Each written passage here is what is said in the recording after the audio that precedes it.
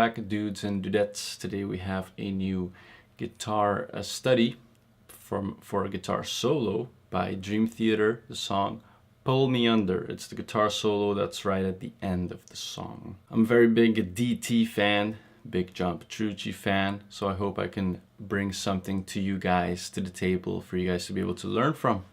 Right, so let's just jump right into it.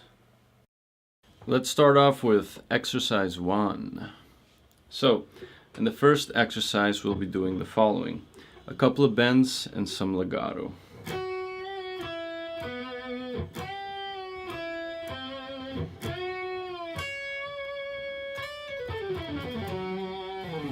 We're starting off on the B string, 7. From there we're going to bend the 7 just a little bit and then move on to the 5 right next to it.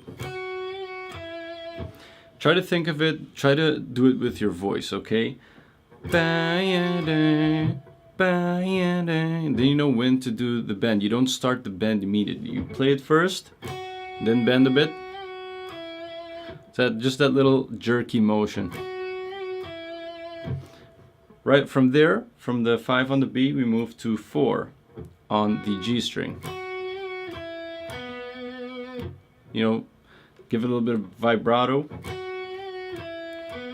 Then we're repeating the same type of pattern back to the 7 on the B, but this time we're bending it from the beginning a bit more slowly. So we're moving from the 7 to the 5, and instead of the 4 on the G, we're going to the 5 on the G with a little vibrato.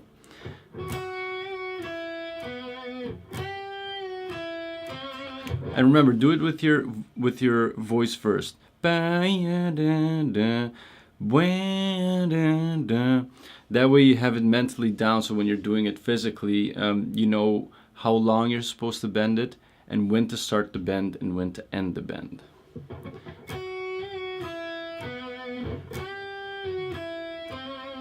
And also try to hear for the tonality, because if you're bending too high, it doesn't sound, that's not the right note you want, or too low, it's also not the note you want. From there we go to the 9 on the G as well, and we're gonna bend it nice and high.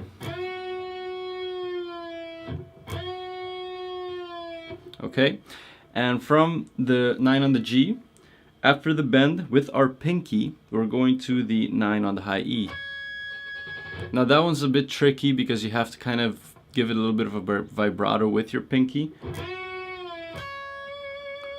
What I like to do, once I hit that 9, I use all the rest of my fingers to support my pinky to bend it upwards. Okay, so all my other fingers go on the string as well to give it the vibration. Otherwise it's too flimsy. There's not enough dexterity to really give it a nice vibrato. You know, you have to use all of your fingers. Okay, from there, from the 9, we slide to the 10, and then we start the legato run, which is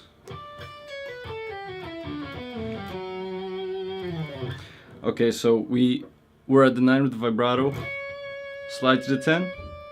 From there you don't have to pick. So you already picked the 9, slide, and then you start vibrato.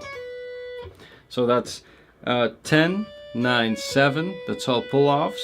You go here, you pick it once on the G string, and that's also 3 notes per string, which is 10, 8, 7. And then on the G string, 9, 7, 6, picking once. And then on the D string, 9, 7, 5. And then 9 on the A, a little bit of a vibrato. Sometimes, depending on your pickups and the tone you have, you don't even have to pick any of it. See, I didn't pick any of it there, but you can pick it if you want to give it a little extra burst. It all depends on you and the feel you want to go for the song. Now we're moving on to exercise 2.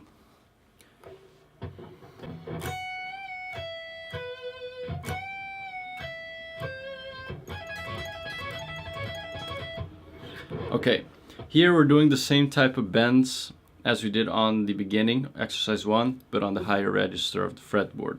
We're starting on 14 high E. It's the same type of bends. Right there, yeah. Same. So we're going from 14, sorry, to 12 on the high E, and then to B on the 12. When we're repeating, doing the longer bend, go to 12, and then 13 instead of 12 on the B. And then we have a nice little lick coming up. So what's happening here? We're only using these notes: 16, 12, 14, and 17, 12, 14. So we're going to start on the 16 high E. That's all pull-offs actually. So we're going to pick it once. That's pull off to 12, and then you pull off to 12 again from 16. So once you play that twice, so that means 16, 12, 16, 12, you go to 14 on the B, and then you start from 12 on the high E, and then repeat 16, 12, 16, 12, 14, and then 12 again, but this time 17, 12, 17, 12, 14, and then lastly 12, 16, 12, 16, 12. So take a look at the tab so that you know how many times you're supposed to do the repetitions. The way you want to pick it is very important to get a fluid motion with it. You could, for example, down pick. So you down pick, but for me personally, it's not efficient. If I'm down picking those two notes from, and then 14, down pick, 14, it's just, I can't be as quick as I can. So what I do is I down pick and then up stroke the 14, down, up,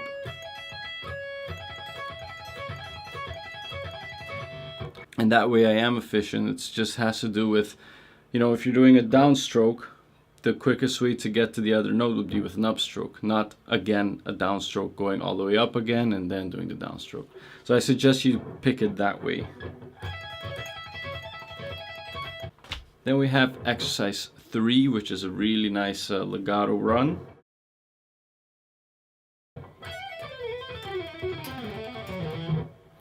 Okay, let me just do it slowly for you.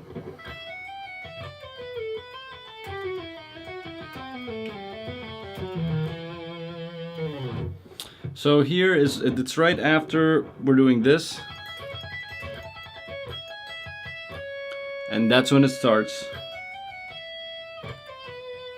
What are we playing? What are we playing? High E. That's all legato, so all hammer-ons pull-offs, and you can either pick each string once to give it that nice little burst in the beginning, or if you have a nice tone, you can actually legato the whole thing without having to really pick. All depends on how best it sounds for you with your setup.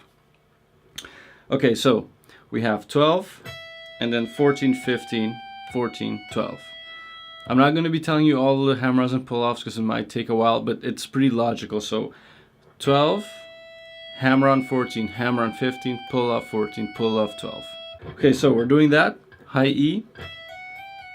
Then we're moving to the B string, 15, pull-off 13, pull-off 12. Here's a little detail. We slide to 10, continue with our legato, 12, 13, 12, 10. Okay, so 15, 13, 12, slide to 10, 12, 13, 12, 10. Yeah? And from there, we're going to the G. We start on the 12, G12, 11, 9, slide to 8, 9, 11, 9, 8. So it's... And then we jump to the D string, and that will be 10, 9, 7, slide to 5, 7, 9, 7, 5, and then to the A string, 9, 7, 6, 7.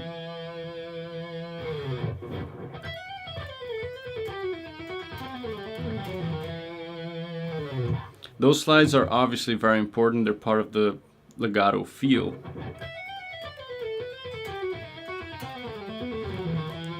And also a thing to note that's important, choose the fingering carefully.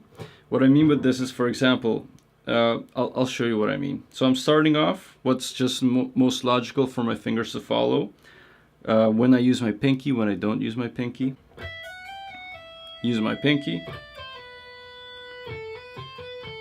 Here, I don't use my pinky.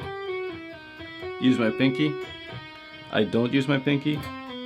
I use my pinky. When I first started to learn this, I would use my pinky a lot, but it just wasn't efficient. For example, I used to get to this point, and I'll use my pinky here. Now, you can use your pinky, it's fine. If you can do it and it sounds great, that's good. But for me, I was getting this strange fatigue, and it just wasn't sounding powerful enough. So basically my hand just felt the most comfortable using these three fingers in certain key areas and my pinky in other areas. And that's just how it worked out for me. But if you can use your pinky all the way and it sounds good, feels good, completely fine. But if not, try using these three fingers, especially if you don't have short fingers, I guess. It all just fits pretty nicely in it. It's time for the last one, exercise 4.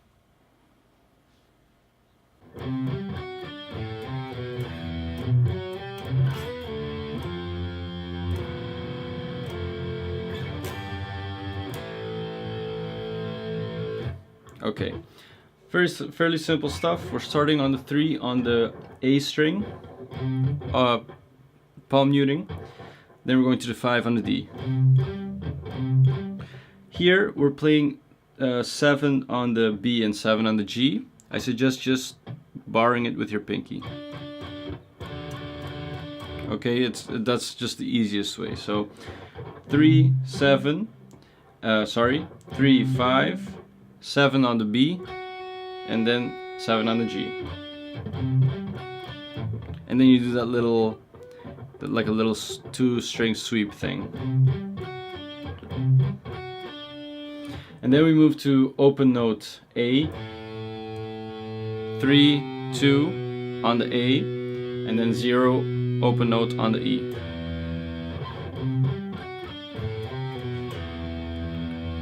From there we move to the 7 on the low E, palm mute.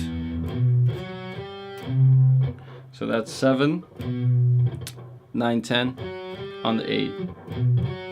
And then we go to 8 on the low E, jump to D, G string 7, 9, slide to 9, slide back to 7. So I meant the G and the D string 7, slide to 9, slide back to 7.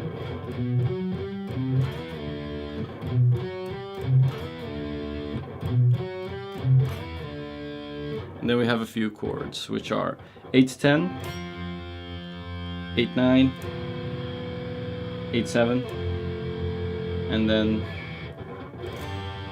3, mute the A string 0, 0, 3, 3. Is that G chord? Anyway, and then we have 0, 2, 2, starting from the A, open string, D, 2, G, 2. And that's the end of it all. So that's going to be it for this guitar study. Next week I hope to bring you Plini Part 6 guitar study so that we can start wrapping that one up. It's going to be going into the solo and then going to the end of the song. Been having a great time doing these videos. I just want to say thank you to everyone who's viewing, and thanks to everyone for the lovely comments. And yeah, you just keep me motivated, and I hope to be able to give more to you guys, the guitarists, the community, that you can just learn something from. So yeah, thanks a lot, guys, and I'll see you again next week on another video.